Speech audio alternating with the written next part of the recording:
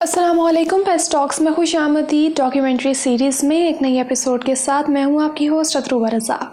Doctor اسرار احمد کی شخصیت صرف پاکستان کے مسلمانوں ہی کے لیے نہیں بلکہ پوری دنیا کے افراد کے لیے کسی تعارف کی محتاج نہیں۔ ڈاکٹر اسرار احمد ایک ممتاز پاکستانی مسلمان اسکالر تھے۔ آپ بھارت کے ضلع ہریانہ میں 26 اپریل 1932 کو پیدا ہوئے۔ قیام پاکستان کے بعد آپ لاہور منتقل ہو گئے اور گورنمنٹ کالج سے FSc کا امتحان امتیازی نمبروں سے پاس کیا۔ 1954 میں انہوں نے کنگ ایڈورڈ کالج سے MBBS کرنے کے بعد 1965 میں جامعہ کراچی سے MA کی سند بھی حاصل کی۔ آپ نے 1971 تک میڈیکل پریکٹس کی۔ دوران تعلیم آپ اسلامی جمعیت طلبہ سے وابستہ رہے اور فعال کردار ادا کرتے ہوئے ناظم اعلیٰ مقرر ہوئے۔ زمانہ طالب علمی میں ہی ان کی شناخت ایک مدرس کے طور پر ہوتی گئی۔ پھر انہوں نے درس قرآن دینے شروع کیے۔ تعلیم سے فراغت کے بعد آپ نے جماعت اسلامی میں شمولیت اختیار کی، تاہم جماعت کی انتخابی سیاست اور فکری اختلافات کے باعث آپ نے اس سے علیحدگی اختیار کر لی۔ یہاں سے استعفیٰ دینے کے بعد آپ 2 سال تبلیغی جماعت سے منسلک رہے، جس کے بعد آپ نے اپنے درس قرآن کا سلسلہ جاری رکھا اور بالخصوص 1965 کے بعد آپ نے اپنا زیادہ تر وقت قرآن مجید کی تعلیم حاصل کرنے اور اس کو عام کرنے کے لیے وقف کر دیا۔ 1970 اور 71 ڈاکٹر اسرار احمد کی زندگی کا سب سے اہم موڑ ثابت ہوا جب انہیں حجاز مقدس میں ایک لمبے عرصے قیام کا موقع ملا اور حج کی سعادت بھی حاصل ہوئی۔ دوران حج انہوں نے اپنی میڈیکل پریکٹس ترک کرنے کا اہم فیصلہ کیا اور 1972 میں مرکزی انجمن خدام القرآن کی بنیاد رکھی۔ 1975 میں تنظیم اسلامی کی تشکیل کے بعد آپ نے اپنی تمام توانائیاں تحقیق اور اشاعت اسلام کے لیے وقف کر دیں اور 1976 میں قرآن اکیڈمی قائم کی۔ مختلف پلیٹ فارم قائم کر کے انہوں نے ملک بھر میں مختلف نوعیتوں سے فہم قرآن کی تحریک شروع کر دی۔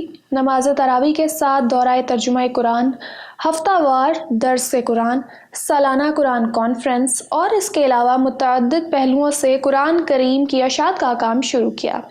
وہ قرآن کریم کے اندر اتر گئے تھے، یا یوں کہیں کہ انہوں نے قرآن کریم کو اپنے اوپر اوڑھ رکھا تھا، اس لیے ان کی شخصیت قرآن کریم میں رچ بس گئی تھی کہ وہ عہد حاضر میں پورے عالم اسلام میں قرآن کے سب سے ممتاز مبلغ اور تائید کی حیثیت سے سامنے آئے۔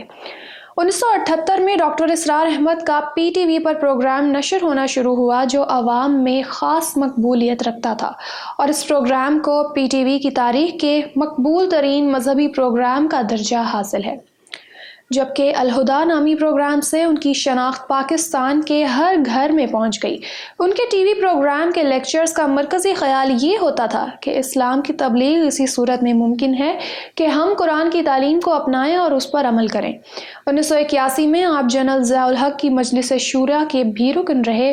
حکومت پاکستان نے آپ کی خدمات کا اعتراف کرتے ہوئے اسی سال آپ کو ستارہ امتیاز سے بھی نوازا تھا۔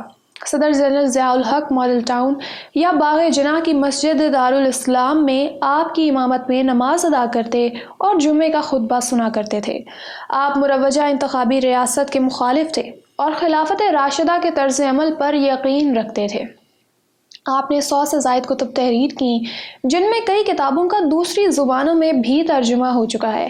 آپ نے قرآن مجید کی تفسیر اور سیرت نبوی صلی اللہ علیہ وآلہ وسلم پر کئی جامع کتابیں لکھیں۔ مشہور بھارتی مسلم اسکالر ڈاکٹر ذاکر نائک سے ان کے قریبی تعلقات تھے، یہی وجہ تھی کہ انہوں نے بھارت کے بھی کئی دورے کیے۔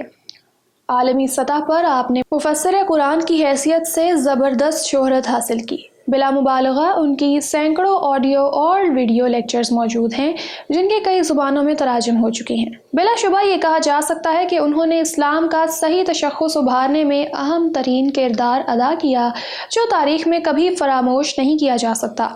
ان کی تقاریر اور خطبات میں علامہ محمد اقبال رحمۃ اللہ علیہ کے اشعار نگینوں کی طرح چمکتے ہیں۔ ہندوستان میں ڈاکٹر اسرار احمد کی مقبولیت کا اندازہ اس بات سے لگایا جا سکتا ہے کہ جب ان کے ہندوستان کے سفر ہوئے تو اس موقع پر انہوں نے بڑے بڑے مجمعوں سے خطاب کیا۔ ہندوستان بھر میں ہر جگہ پہنچتے اور پوری شان و شوکت سے خطاب فرماتے۔ مرد، عورت، بچے، بوڑھے، سب انسان ان کی تقریر سننے کے لیے دور دور سے آتے۔ ڈاکٹر اسرار احمد نے اپنی زندگی کا زیادہ تر وقت پاکستان کے شہر لاہور میں گزارا۔ ڈاکٹر اسرار احمد کو اللہ تعالیٰ نے حق گوئی کی دولت سے بھی نوازا تھا۔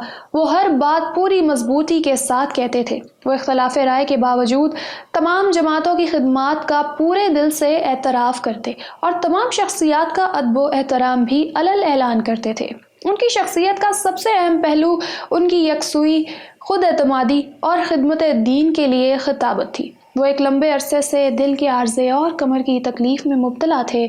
بالآخر 14 اپریل 2010 کو 78 برس کی عمر میں وہ اپنے خالق حقیقی سے جا ملے۔